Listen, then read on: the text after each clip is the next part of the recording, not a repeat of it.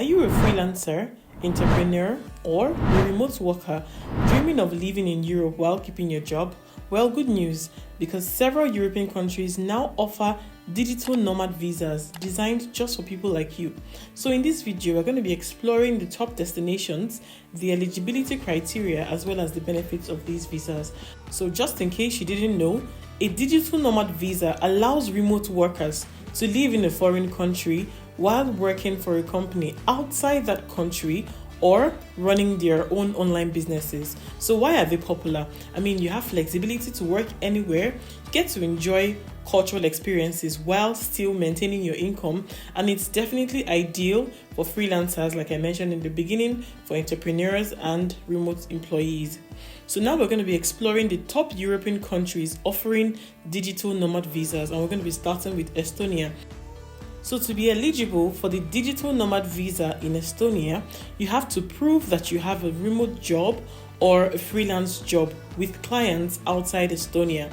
The minimum income that you should be receiving is 3,504 euros per month. I personally believe that this particular country is a great catch because then there is not a lot of people that are applying for it. Like, not so many people have tapped into this European country, and the application process is generally easy. So comment application process if you'd like me to make a video specifically for this. More so, it's also a tech-savvy country known for its digital infrastructure. So you are eligible for the Portuguese digital nomad visa if you have a proof of employment or self-employment for over 1 year and you receive the minimum income of 4 times of Portugal's minimum wage, and that's around 2,820 euros, and this was as at 2023. The reason why you might want to consider Portugal is because of its warm climate, and of course the living there is very affordable and there's a vibrant community of expats over there. More so, there's an opportunity to transition to the permanent residency or the citizenship after 5 years. The third on the list is Croatia, and you are eligible to apply for the Croatian digital nomad visa if you can prove that you have a remote job for a company outside of Croatia or you have freelance clients outside of the country. Also, your minimum income has to be about 2,300 on a monthly basis. Croatia is definitely a great idea because then you get a 12-month visa with the possibility of a renewal. More so, it's generally affordable to live in this particular country. The fourth country on our list here is Spain.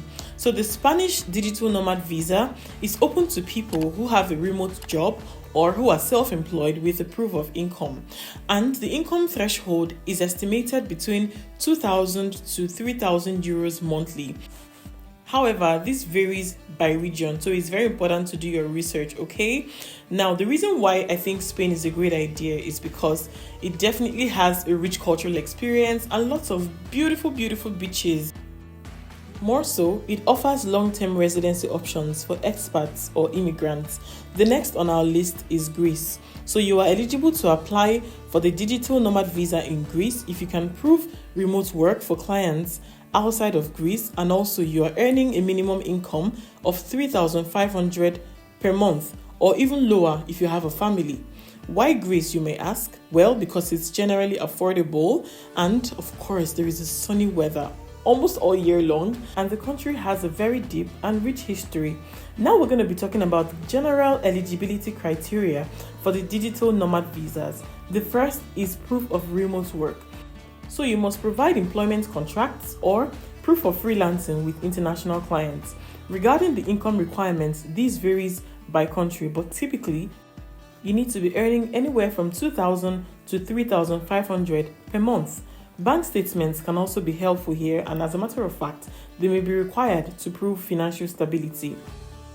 Another major requirement would be a comprehensive health insurance covering in the host country that you intend to apply to. And lastly, you must prove that you have a rental agreement or a planned housing upon arrival to whatever country that you are looking at. So right now, we're going to be talking about the benefits of the digital nomad visas.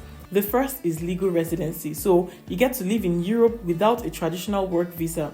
And remember, if you love to travel, that also means that you have access to the Schengen areas. That is, if you applied to a Schengen country.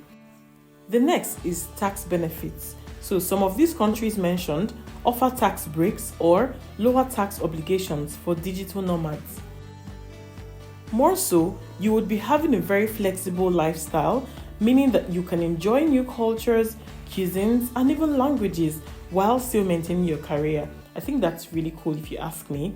And lastly, you have endless networking opportunities because then you get to join vibrant expat and entrepreneurial communities in your host country. So right now, I'm going to be sharing with you 4 tips for applying for a digital nomad visa. The first is a no-brainer: start early, and this just means making your inquiries on time and gathering all required documents well in advance. The second tip would be to consult an expert if you feel like you cannot handle stuff on your own, or if you're trying to avoid making mistakes. Then you might need to involve immigration consultants or lawyers. Next tip would be to research the local requirements. So every country has its unique rules, so ensure to double check the specifics before applying. And lastly, please consider taxes. You have to research on the tax obligations in your host country, otherwise you might be faced with surprises. So we all know that Europe is becoming a hotspot for digital nomads, and these visas make it super easy than ever to live your dream life while working remotely. So let me know in the comments which of these countries appeals to you the most.